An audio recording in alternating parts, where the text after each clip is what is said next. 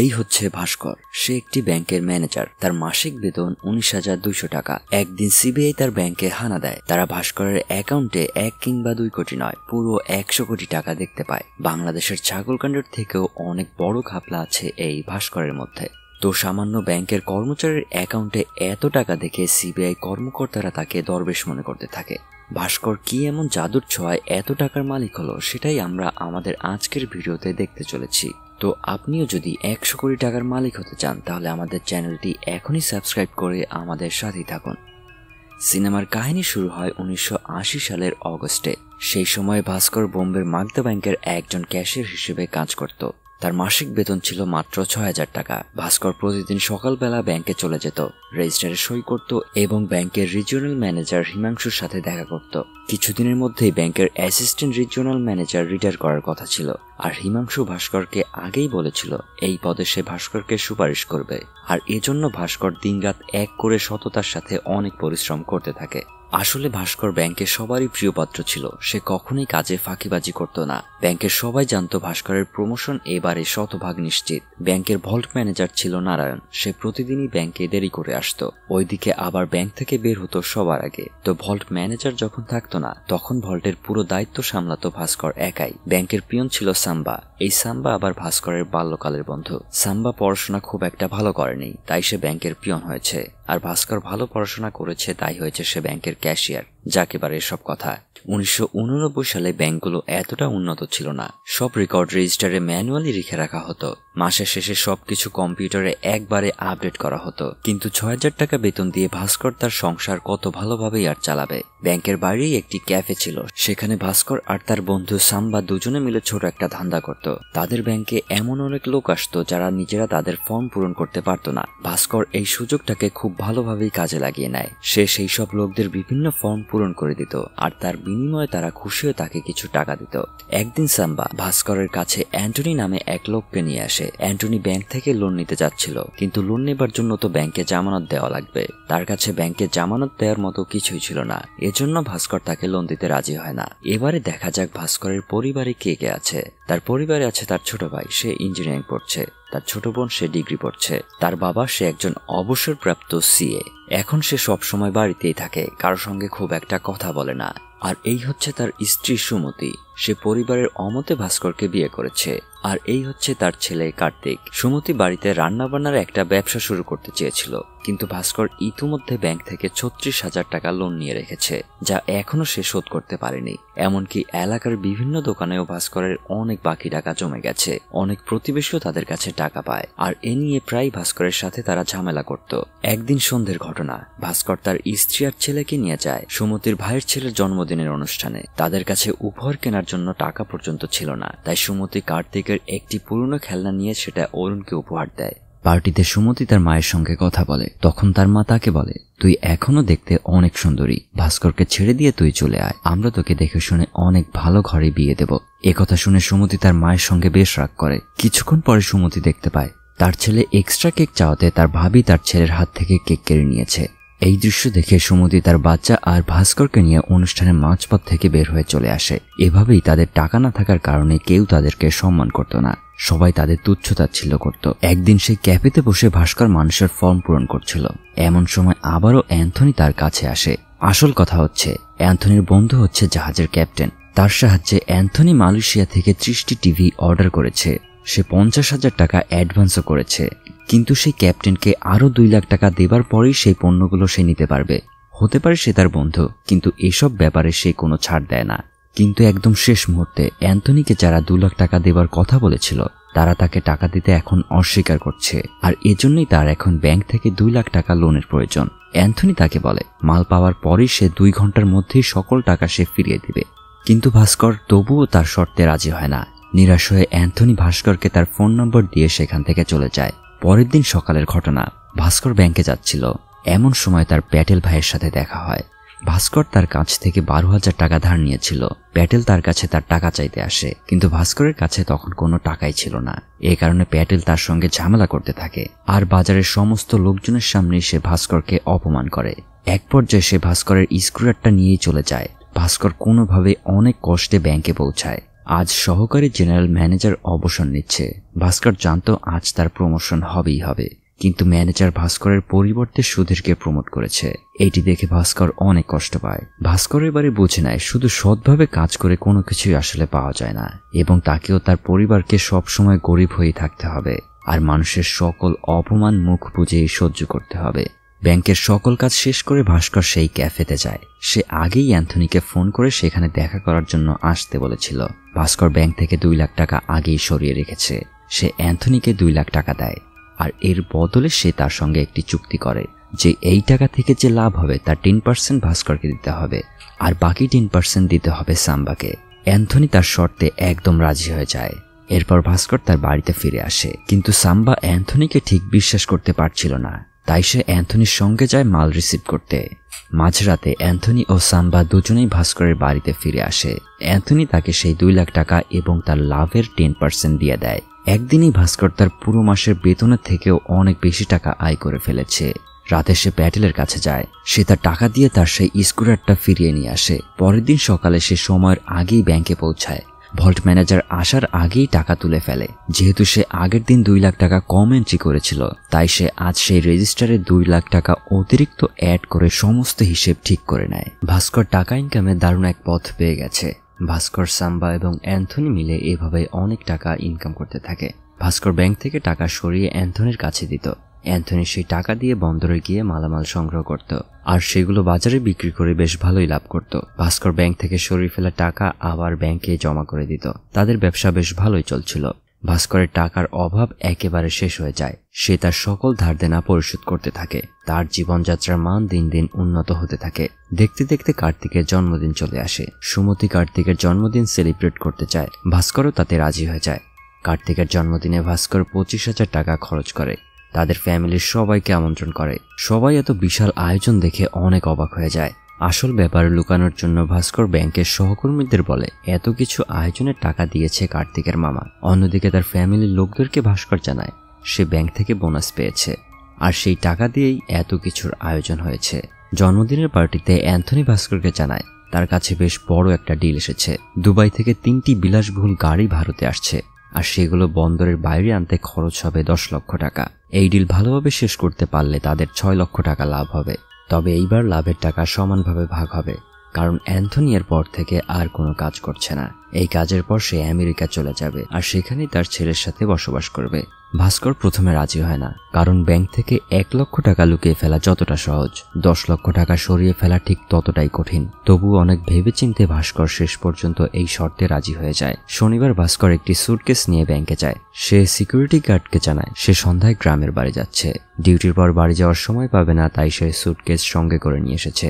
ব্যাংকের সবাই ভাস্করকে খুব ভালো জানত এবং বিশ্বাস করত, তাই কেউ তাকে সন্দেহ করে না। অবশেষে সে 10 লক্ষ টাকা চুরি করে এবং অ্যান্থনির সঙ্গে বন্দরে যায়। টাকা দিয়ে তারা 3টি গাড়ি বের করে আনে, কিন্তু শেষমেশ একটা সমস্যা হয়ে যায়। যার কাছে অ্যান্থনি এই গাড়িগুলো বিক্রি করতে যাচ্ছিল সেই ডিলারের শোরুমে পুলিশ হানা দিয়েছে এবং তাকে অ্যারেস্ট করা হয়েছে। সাম্বা বেশ ভয় পেয়ে যায়, কেননা সে ভাবছে এবার হয়তো সে পুলিশের হাতে ধরা পড়ে যাবে। কিন্তু ভাস্কর ঠান্ডা মাথায় সিদ্ধান্ত নেয়। সে অ্যান্থনিকে বলে মুম্বাই, পুনে, গোয়া যেখানেই হোক না কেন নতুন পার্টি খুঁজে আমাদের বের করতেই হবে। অ্যান্থনি অনেকের সঙ্গে কন্ট্যাক্ট করে এবং অবশেষে গোয়ায় এক ডিলার পেয়ে যায়। তবে শর্ত হচ্ছে সেদিন রাতেই গোয়া তাদের যেতে হবে। গাড়িগুলোর নম্বর প্লেট বা কাগজপত্র কিছুই ছিল না। অ্যান্থনি সবকিছু নকল বানিয়ে নেয়। আনোয়ার নামে এক ছেলে তাদেরকে নম্বর প্লেট জোগাড় করে দেয়। নম্বর প্লেটগুলো ছিল হচ্ছে সরকারি গাড়ির, যাতে চেকপোস্টে কেউ তাদের গাড়িকে সন্দেহ না করে। ভাস্কর সুমতিকে ফোন করে জানায় সে জরুরি কাজে গোয়া যাচ্ছে এবং সোমবার সকালে তারা ফিরছে। তারা গাড়ি 3টি নিয়ে গোয়ায় পৌঁছায় এবং ডিলারের কাছে গাড়িগুলো বিক্রি করে। এই ডিলে তারা অনেক লাভ করে। এটি ছিল অ্যান্থনির শেষ ডিল। সেখান থেকেই সে আমেরিকা চলে যায় তার ছেলের সঙ্গে থাকার জন্য। ভাস্কর এবং সাম্বা সোমবার সকালেই মুম্বাই ফিরে আসে। ভাস্কর যথারীতি তার সুটকেস নিয়ে ব্যাংকে যায়, তবে ব্যাংকে ঢুকতেই দেখে ব্যাংকে পুলিশ এসেছে। ভাস্কর ভাবে এবার বুঝে সে ধরা পড়েই গেল। কিন্তু ব্যাংক কর্মী লতা ম্যাডাম তাকে জানায় আঞ্চলিক ম্যানেজার হিমাংশু এবং সহকারী ম্যানেজার সুধীর লোন অ্যাপ্রুভের নাম করে সবার কাছ থেকে কমিশন নিত, কিন্তু আজ তারা ধরা পড়ে গেছে। এটি শুনে ভাস্কর কিছুটা স্বস্তি পায়। তবে তাকে এখন 10 লক্ষ টাকা ব্যাংকের ওয়ালেটে জমা করতে হবে, যাতে কেউ কিছু না বুঝতে পারে। ভাস্কর তার কেবিনে যায় এবং সুটকেস থেকে তার টাকা বের করার প্রস্তুতি নেয়। ঠিক তখনই ভল্ট ম্যানেজার নারায়ণ সেখানে আসে এবং ভাস্করকে তার সাথে ভল্টে নিয়ে যায়। ভাস্কর ভল্ট থেকে 40 লক্ষ টাকা বের করে এবং নারায়ণকে বলে যে সে 50 লক্ষ টাকা তুলেছে। সে টাকা নিয়ে তার কেবিনে ফিরে আসে। কিছুক্ষণ পরে ব্যাংকের জেনারেল ম্যানেজার বিনোদ সেখানে চলে আসে। সে দেখে যে ভাস্করের সাথে সুটকেস রয়েছে। ভাস্কর বলে, আমি গ্রামের বাড়ি থেকে ফিরেছি, বাসায় যাওয়ার সময় পাইনি, সরাসরি ব্যাংকে চলে এসেছি এবং সুটকেসে তার জামা কাপড় রয়েছে। কিন্তু বিনোদ নারায়ণকে ডাকেন এবং টেবিলে রাখা টাকা চেক করতে বলেন। তারপর তিনি ভাস্করকে সুটকেস খুলে দেখাতে বলেন। এখানে নারায়ণ টাকা গুনে বলে যে টেবিলে 50 লক্ষ টাকাই আছে। ভাস্কর সুটকেস খুলে দেখায় যে সেখানে শুধুমাত্র জামা কাপড়ই আছে। আসলে কেবিনে আসার সঙ্গে সঙ্গেই ভাস্কর 10 লক্ষ টাকা টেবিলে লুকিয়ে রেখেছিল। আজ সে অল্প একটুর জন্য বেঁচে গেছে। কিন্তু বিনোদ মনে করে ভাস্কর খুবই সৎ। তার সততা দেখে বিনোদ ভাস্করের উপর অনেক সন্তুষ্ট হয়। সন্ধ্যায় ভাস্কর বাড়ি ফিরে আসে। তখন সাম্বাও তার সাথে দেখা করতে আসে। সে ভাস্করকে বলে, অ্যান্থনির মতো তাদের আরও একজন অংশীদার বা ব্যবসায়িক পার্টনার খুঁজে বের করে ব্যবসা করা উচিত। কিন্তু ভাস্কর রাজি হয় না। সে বলে, গত 24 ঘন্টায় যা যা হয়েছে তা আমাদের জন্য একটা সংকেত ছিল এবং আমাদের এই ব্যবসা এখানেই থামিয়ে দেওয়া উচিত। কিন্তু সাম্বা রাজি হয় না এবং পরের দিন সকালে সে তার চাকরি ছেড়ে দেয়। এরপর সে অ্যান্থনির মতো নিজের ব্যবসা নিজেই শুরু করে। একদিন ভাস্কর ব্যাংকে গিয়ে দেখে ব্যাংকের এমডি সেখানে এসেছে এবং ভাস্করকে ডেকে প্রমোশন দিয়ে তাকে অ্যাসিস্ট্যান্ট জেনারেল ম্যানেজার বানিয়ে দেয়। সে তাকে বলে, এখন থেকে তোমার বেতন হবে 19,200 টাকা এবং তুমি ব্যাংকের একটি গাড়িও পাবে। প্রমোশন পেয়ে ভাস্কর অনেক খুশি হয় এবং বাড়ি ফিরে এই খবরটি সে সবার আগে তার স্ত্রী সুমতিকে জানায়। সিনেমার কাহিনী এবারে বর্তমান সময়ে চলে আসে। সিবিআই অফিসার ভাস্করের ব্যাংক স্টেটমেন্ট পরীক্ষা করে দেখে যে এজিএম হওয়ার পর থেকে প্রথম 6 মাসে ভাস্করের অ্যাকাউন্টে 19,200 টাকা করেই জমা হতো। কিন্তু এরপর থেকে প্রতি মাসে লক্ষ লক্ষ টাকা তার অ্যাকাউন্টে জমা হতে শুরু করে এবং আজ তার অ্যাকাউন্টে রয়েছে মোট 100 কোটি টাকা। অফিসার ভাস্করকে জিজ্ঞেস করে, তুমি কি এমন গুপ্তধন পেয়েছো যে হঠাৎ করে তোমার আঙুল ফুলে কলা গাছ হলো? ভাস্কর আবার তার গল্প বলা শুরু করে। এবার গল্প শুরু হয় ডিসেম্বর 1990 থেকে। এজিএম হওয়ার 6 মাস পর একদিন এমডি ভাস্করকে ডাকে এবং তাকে কিছু কথা বলে। ম্যানেজার বিনোদ বেঙ্গালুরু ব্রাঞ্চ তৈরির কাজে ব্যস্ত, তাই তার কিছু কাজ তোমাকে সামলাতে হবে, বিশেষ করে হর্ষা মেহতার কাজ, কারণ সে ব্যাংকের সবচেয়ে বড় ক্লায়েন্ট এবং ব্যাংকে কোটি কোটি টাকার ব্যবসা সে এনে দেয়। তাই তোমাকে নিশ্চিত করতে হবে সে যেন আমাদের হাত থেকে চলে না যায়। কয়েকদিন পরের ঘটনা, ভাস্কর তার অফিসেই ছিল। এমন সময় হর্ষা মেহতার পিএ সুরজ তার সাথে দেখা করতে আসে। সে ভাস্করকে কাটারি ব্যাংকের বিয়ার দেয়। গল্প আগানোর আগে বলে নেই বিয়ার কি। যেমন একজন মানুষ চাইলেই ব্যাংক থেকে লোন নিতে পারে, ঠিক তেমনি একটি ব্যাংকও অন্য যে কোনো ব্যাংক থেকে লোন নিতে পারে। কিন্তু আরবিআই এর নিয়ম ছিল যে কোনো ব্যাংক সরাসরি অন্য ব্যাংক থেকে ঋণ নিতে পারে না। এর জন্য উভয় ব্যাংকের মধ্যে একজন ব্রোকার থাকতে হবে। হর্ষা মেহতা ছিল মাগদা ব্যাংক এবং কাটারি ব্যাংকের মধ্যকার ব্রোকার। মাগদা ব্যাংক কাটারি ব্যাংকে ঋণ দেবার জন্য হর্ষা মেহতার অ্যাকাউন্টে টাকা পাঠাতো। তারপর হর্ষা মেহতা সেই টাকা দিত কাটারি ব্যাংকে। ঋণ পরিশোধের ক্ষেত্রেও এই একই পদ্ধতি ফলো করা হতো। সুরজের অনুরোধে ভাস্কর তার বিয়ার ক্লিয়ার করে দেয়, কিন্তু সুরজ তাকে ঘুষ দেওয়ার চেষ্টা করে। ভাস্কর ঘুষ গ্রহণ করতে অস্বীকার করে এবং বলে 2 সপ্তাহের মধ্যে পুরো টাকা ফেরত দিতে হবে। সুরজ চলে যায়, কিন্তু 4 সপ্তাহ পরে সুরজ আবার ব্যাংকে আসে এবং ঋণ পরিশোধের চেক দিয়ে চলে যায়। এতে ভাস্করের কিছুটা সন্দেহ হয় এবং সে হর্ষা মেহতা এবং তার গ্রোহাই কোম্পানির ব্যাংক স্টেটমেন্ট চেয়ে পাঠায়। এই স্টেটমেন্ট দেখে ভাস্কর বুঝতে পারে যে মাগদা ব্যাংক থেকে হর্ষার কাছে যে টাকা পাঠানো হচ্ছে তা কাটারি ব্যাংকে নয়, বরং হর্ষা মেহতার গ্রোহাই কোম্পানিতে যাচ্ছে। এটা দেখে ভাস্করের মাথা ঘুরে যায়। সে সঙ্গে সঙ্গে কাটারি ব্যাংকে গিয়ে ব্যাংক ম্যানেজারের কাছে স্টেটমেন্ট চায়, কিন্তু ম্যানেজার স্টেটমেন্ট দেওয়ার নামে নানান অজুহাত দিতে থাকে। ভাস্কর বুঝতে পারে যে কাটারি ব্যাংকে শুধু ম্যানেজার নয়, পুরো স্টাফই হর্ষা মেহতার কাছে বিক্রি হয়ে গেছে। তদন্ত চালিয়ে ভাস্কর দ্রুত জানতে পারে যে হর্ষা মেহতা ব্যাংক থেকে টাকা শেয়ার বাজারে ব্যবহার করছে। সে তার লোকজনের সাহায্যে যে কোনো কোম্পানির শেয়ার ঠিক ততক্ষণ পর্যন্ত কিনতে থাকে যতক্ষণ পর্যন্ত সেই শেয়ারের দাম আকাশ ছোঁয়া না হয়, আর যখন দাম বাড়ে তখন সে একসাথে সকল শেয়ার বিক্রি করে দেয়। সবকিছু জানার পরে ভাস্করের মাথায় একটি দুষ্ট চিন্তা চলে আসে। সে সঙ্গে সঙ্গে সুরজের সাথে দেখা করতে চায় এবং তার সাথে একটি চুক্তি করে।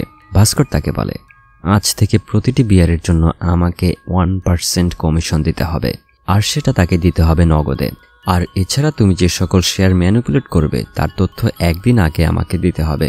সুরজ সঙ্গে সঙ্গে এই চুক্তি মেনে নেয়। পরের বার সুরজ বিয়ার নিয়ে আসে, ভাস্কর তা ক্লিয়ার করে দেয় এবং পরের দিন সুরজ ভাস্করের কমিশন নগদ নিয়ে আসে। ভাস্কর সেই টাকা নিয়ে আনোয়ারের কাছে যায়। এই আনোয়ারই বিভিন্ন গাড়ির সরকারি নম্বর প্লেট লাগিয়ে দিত। আনোয়ার ছিল কালো টাকা সাদা করার একজন বিশেষজ্ঞ।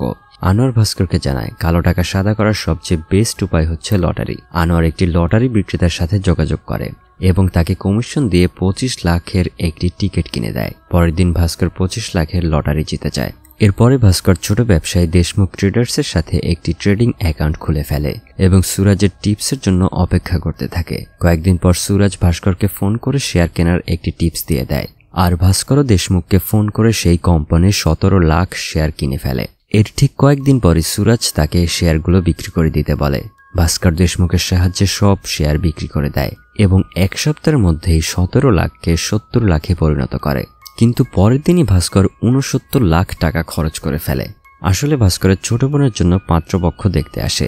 বিয়ের কেনাকাটার জন্য ভাস্কর তার স্ত্রী সুমতি এবং ছোট বোনকে নিয়ে একটি গহনার দোকানে যায়, কিন্তু দোকানের কর্মচারী তাদের পোশাক দেখে ঠিকমতো কথা বলছিল না, যেটা ভাস্করের কাছে খুব একটা ভালো লাগেনি। কিন্তু এবার সে অসহায় ছিল না, তার কাছে ছিল অনেক টাকা। সঙ্গে সঙ্গে সে তার বোন এবং সুমতিকে নিয়ে গহনার দোকান থেকে বের হয়ে যায়। ব্যাংক থেকে টাকা তুলে ভালো পোশাক কিনে, তারপর তারা একটি দামি গাড়ি কিনে এবং গহনার দোকানে আবার ফেরত আসে। তাদের চেহারা দেখে দোকানের মালিক অবাক হয়ে যায়। ভাস্কর নিজের টাকার দম্ভ দেখিয়ে পুরো একটি গহনার কাউন্টারই কিনে ফেলে। এরপর কয়েকদিনের মধ্যেই তার বোনের বিয়ে হয়। একদিন আনোয়ার ভাস্করকে জানায়, যদি আমরা বারবার লটারি জিততে থাকি তবে আমরা সরকারের নজরে চলে আসব। কালো টাকা সাদা করার জন্য আমাদের এখন ব্যবসা শুরু করতে হবে। আনোয়ারের আইডিয়ায় ভাস্কর সুমতির হোম ডেলিভারি বিজনেস শুরু করে। আনোয়ার এই ব্যবসার হিসাব রক্ষক হয়ে যায় এবং এই খাবারের ব্যবসার আড়ালে ভাস্করের সকল কালো টাকা সাদা হতে থাকে। তবে ভাস্কর আনোয়ারকে জানিয়ে দেয় তার কালো টাকার ব্যাপারে সুমতি যেন কিছুই না জানতে পারে, কারণ ভাস্কর তার পরিবারকে খুবই ভালোবাসে। আর এইভাবেই ভাস্করের সবকিছু ভালোভাবেই চলছিল। তার অ্যাকাউন্টের ব্যালেন্স বাড়ার সাথে সাথে তার অহংকারও বাড়তে থাকে। আগে ভাস্কর সবার সাথে ভালো ব্যবহার করত, কিন্তু এখন সে লোকজনের সাথে অহংকারীভাবে কথা বলতে শুরু করে। কয়েক মাসের মধ্যে তার অহংকার দেখে সুমতিও বিরক্ত হয়ে যায়। সে ভাস্করকে বলে, তুমি অনেক বদলে গেছো। ভাস্কর তাকে বলে, আমি বদলাইনি, আমি শুধুমাত্র ধনী হয়েছি। কিন্তু সুখের দিন খুব বেশি স্থায়ী হয় না। কিছুদিন পর কাটারি ব্যাংকের ম্যানেজার ভাস্করের অফিসে এসে তার সঙ্গে দেখা করে। এখান থেকেই ভাস্করের খারাপ দিন শুরু হয়ে যায়। ম্যানেজারকে বেশ টেনশনে দেখাচ্ছিল এবং সে ভাস্করকে বলে, হর্ষের কাছ থেকে এখনো 100 কোটির বিয়ার আশা বাকি। এটা শুনে ম্যানেজার হতবাক হয়ে যায়। সে ভাস্করকে বলে, আজ পর্যন্ত আমি 9 কোটি টাকার বেশি কোনো বিয়ারে সাইনই করিনি। ভাস্কর সঙ্গে সঙ্গে ডকুমেন্ট চেয়ে পাঠায় এবং যাচাই করে দেখে। ম্যানেজার তাকে বলে, আমি এগুলোতে সই করিনি, সব সই নকল করা হয়েছে। ডকুমেন্টের পরিমাণ দেখে ম্যানেজারের অবস্থা খারাপ হয়ে যায়। সে সঙ্গে সঙ্গে হার্ট অ্যাটাক করে ভাস্করের চোখের সামনেই মারা যায়। এই ঘটনা দেখে ভাস্করের অবস্থাও খারাপ হয়ে যায়। সে সুরজকে জিজ্ঞাসা করে, তোমরা নকল সই এবং নকল ডকুমেন্টস কেন ব্যবহার করলে? এর জন্য আমরা সবাই ধরা পড়ব। ভাস্কর এবারে তাকে বলে, যতক্ষণ না তোমরা এই 100 কোটির বিয়ার ফাইনালাইজ করছো, আমি আর কোনো নতুন ডিল পারমিট করছি না। এক সন্ধ্যায় ভাস্কর এবং সুমতির মধ্যে ছোটখাটো ঝগড়া হয়। ভাস্কর সুমতিকে মানানোর চেষ্টা করে। এর কিছুদিন পরই ভাস্করের বাবা তাকে ডেকে তার ঘরে নিয়ে যায়। প্রহ্লাদ সুমতির খাবারের ব্যবসার বিল দেখে তাকে জিজ্ঞাসা করে, তুমি কি করছো? ভাস্কর সবকিছু তার বাবার কাছে লুকানোর চেষ্টা করে, কিন্তু তার বাবা প্রহ্লাদ তাকে বলে, আমি এক সময় সিএ ছিলাম। তুমি আর সবার কাছে মিথ্যে বলে পার পেলেও আমি কিন্তু সবকিছুই বুঝতে পারছি। ভাস্কর বাধ্য হয়ে তার বাবার কাছে সবকিছু খুলে বলে। সব কথা শুনে প্রহ্লাদ তাকে বলে, তুমি যে খেলা খেলছো সেটা খুবই রিস্কি। জুয়া খেলা খারাপ নয়, কিন্তু তোমার কখন থামতে হবে সেটা তোমার অবশ্যই জানা উচিত। ভাস্কর তার বাবার কথা বুঝতে পারে এবং সে সিদ্ধান্ত নিয়ে নেয় সে আর হর্ষা মেহতার পাঠানো কোনো বিল অনুমোদন করবে না। সুরাজ বারবার বিয়ান নিয়ে ব্যাংকে আসতো, কিন্তু ভাস্কর প্রতিবার তা ছিঁড়ে ফেলত। বিয়ার অনুমোদন করার জন্য ম্যানেজার বিনোদ এবং এমডির কাছ থেকেও ফোন আসতো, কিন্তু ভাস্কর সব সময় তাদেরকে না করে দিত। এই সময় ভাস্কর নিজের অহংকার ভুলে সেই সকল মানুষের কাছে গিয়ে আবার ক্ষমা চায় যাদের সঙ্গে সে আগে দুর্ব্যবহার করেছিল। সে আবার সবার সাথে ভালো ব্যবহার করতে শুরু করে। এরপর একদিন ভাস্কর ব্যাংকে আসে এবং দেখে ম্যানেজার বিনোদও ব্যাংকে এসেছে। বিনোদ ভাস্করকে বিয়ার অনুমোদন করার জন্য বলে, কিন্তু ভাস্কর তা করতে অস্বীকার করে এবং পুরো ব্যাংকের স্টাফের সামনে নিজের পদত্যাগপত্র জমা দিয়ে দেয়। ভাস্কর সবার উদ্দেশ্যে বলে, এই ব্যাংক আমাকে নতুন জীবন দিয়েছে, তাই আমি কখনো এই ব্যাংকের সঙ্গে বিশ্বাসঘাতকতা করব না। পরের দিন ভাস্কর বাড়িতে থাকে। তখন ব্যাংকের লতা ম্যাডাম তাকে ফোন করে বলে, আগামী সপ্তাহে রিজার্ভ ব্যাংকের লোকজন ব্যাংক পরিদর্শনে আসছে। কিন্তু ভাস্কর তাকে বলে, আমি এখন সেখানে কাজ করি না, তাই এসব নিয়ে আমার কোনো চিন্তা নেই। এরপর গল্প বর্তমান সময়ে ফিরে আসে। সেই দিন যখন সিবিআই ভাস্করের বাড়িতে আসে এবং ব্যাংকে হানা দেয়। তারা ভাস্করকে ব্যাংকে নিয়ে যায়। ভাস্করের অ্যাকাউন্ট পরীক্ষা করে দেখে সেখানে আছে 100 কোটি টাকা, কিন্তু সিবিআই কোনো প্রমাণ খুঁজে পায় না যা প্রমাণ করতে পারে এই সকল টাকা অবৈধ।